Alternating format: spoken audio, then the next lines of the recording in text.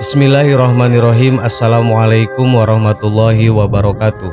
Sahabat yang beriman, sungai adalah aliran air besar dan memanjang yang mengalir secara terus-menerus dari hulu sumber menuju hilir muara. Di dunia ini banyak sekali sungai yang dapat kita jumpai. Tapi tahukah Anda bahwa ada 4 sungai yang mengalir langsung dari mata air surga? Berikut penjelasannya. Dunia memiliki ribuan bahkan jutaan sungai yang membentang dari menjadi salah satu sumber kehidupan untuk wilayah yang dialirinya. Dari sekian banyak sungai itu, hanya 4 sungai yang dipuji sedemikian tinggi oleh Nabi Muhammad SAW. Beliau menyebut 4 sungai ini sebagai sungai surga. Dari Abu Hurairah, Rasulullah SAW bersabda, Syaihan, Jaihan, Nil, dan Efrat semuanya adalah sungai-sungai surga. Hadis riwayat Muslim.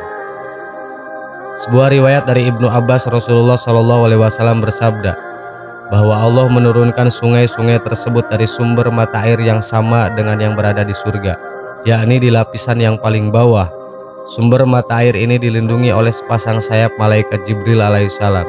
Ia menitipkannya pada gunung yang kemudian mengalirkannya ke bumi.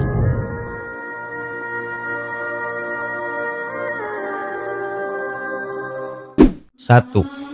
Sungai Nil. Sungai Nil merupakan sungai terpanjang di dunia yang membelah 9 negara, di antaranya Ethiopia, Zaire, Kenya, Uganda, Tanzania, Rwanda, Burundi, Sudan, dan Mesir. Dengan panjang sungai mencapai 6.650 km. Aliran airnya berasal dari pegunungan Kilimanjaro, Afrika Timur, dan mengalir dari arah selatan ke utara dan bermuara di Laut Tengah. Ada fenomena yang menjadi perhatian para ilmuwan Arab tentang kadar air yang seolah sudah diatur. Pada musim dingin, sungai ini justru surut, namun ketika musim panas tiba, maka debit airnya malah naik.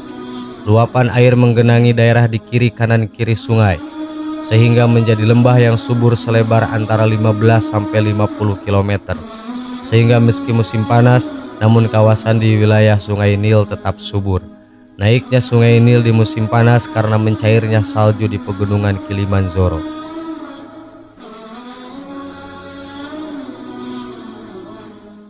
2. Sungai Efrat. Sungai Efrat dalam beberapa hadis sering disebut oleh Nabi Muhammad SAW. Sungai ini membentang sepanjang lebih kurang 2.781 km dan melewati 3 negara, yakni Turki, Suriah, dan Irak. Sungai ini besar bersama sungai Tigris dalam peradaban kuno besar di Mesopotamia. Nabi Muhammad SAW bersabda bahwa menjelang hari kiamat, sungai Efrat akan mengering. Ubay bin Ka'ab, hampir tiba masanya sungai Efrat surut menyingkap gunung emas. Jika orang-orang mendengar hal itu, mereka berjalan ke sana. Maka orang-orang yang ada di sana mengatakan, jika kita membiarkan orang-orang mengambilnya, mereka pasti akan mengambil seluruhnya. Beliau bersabda, maka mereka bertempur di atasnya, sehingga setiap 100 orang terbunuh 99 orang. Hadis riwayat Muslim. 3. Sungai Seihan.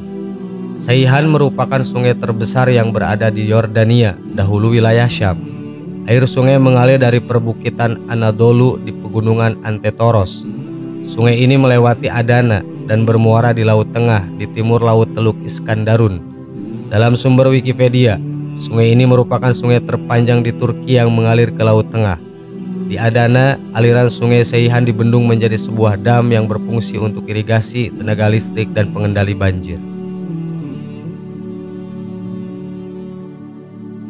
4.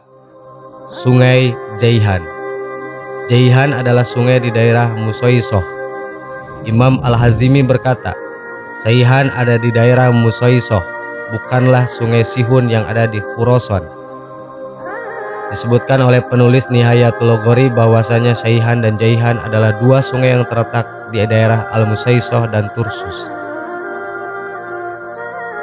Sahabat yang beriman, itulah 4 sungai yang dipuji sedemikian tinggi oleh Rasulullah SAW. Semoga menjadi tambahan ilmu buat kita semua. Amin. Wallahu a'lam. Assalamualaikum warahmatullahi wabarakatuh.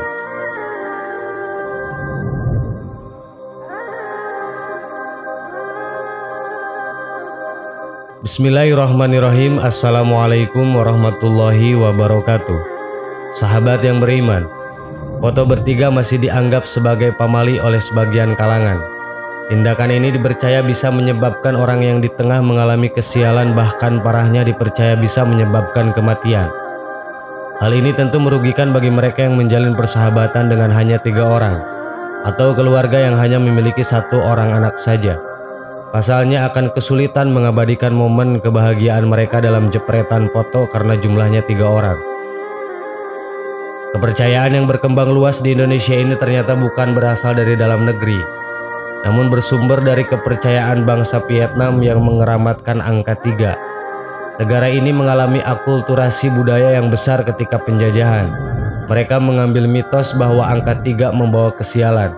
Hasilnya mitos foto bertiga pun lahir. Mereka percaya bahwa angka-angka ini merupakan angka suci untuk Tuhan, namun akan berdampak buruk jika dikaitkan dengan manusia. Kilatan yang muncul dipercaya akan mengambil jiwa mereka yang ada di tengah ketika berfoto bertiga. Namun jika ditelaah dalam pandangan Islam, maka tidak ada kaitannya antara foto bertiga dengan meninggalnya seseorang. Siapapun boleh saja berfoto bersama dengan orang lain tanpa harus menghindari jumlah 3 karena takut mendapatkan bencana. Adab kesopanan dalam berfotolah yang menjadi poin penting dan bukan jumlah orang yang berfoto. Bagi mereka yang mengumbar aurat saat sesi pemotretan tentu saja akan mendapatkan dosa yang pastinya akan dipertanggungjawabkan kelak. Mulailah untuk menelaah setiap mitos yang berkembang dalam pandangan Islam. Karena jika tidak ada dasar Al-Quran dan Al-Hadis, maka hal itu bukanlah suatu kebenaran. Sesuai dengan Quran surat Al-Baqarah ayat 170 yang artinya, dan apabila dikatakan kepada mereka, ikutilah apa yang telah diturunkan Allah, maka mereka menjawab, tidak, tetapi kami hanya mengikuti apa yang telah kami dapatkan dari perbuatan nenek moyang kami. Apakah mereka akan mengikuti juga, walaupun nenek moyang itu tidak mengetahui suatu apapun dan tidak mendapatkan petunjuk? Quran surat Al-Baqarah ayat 170.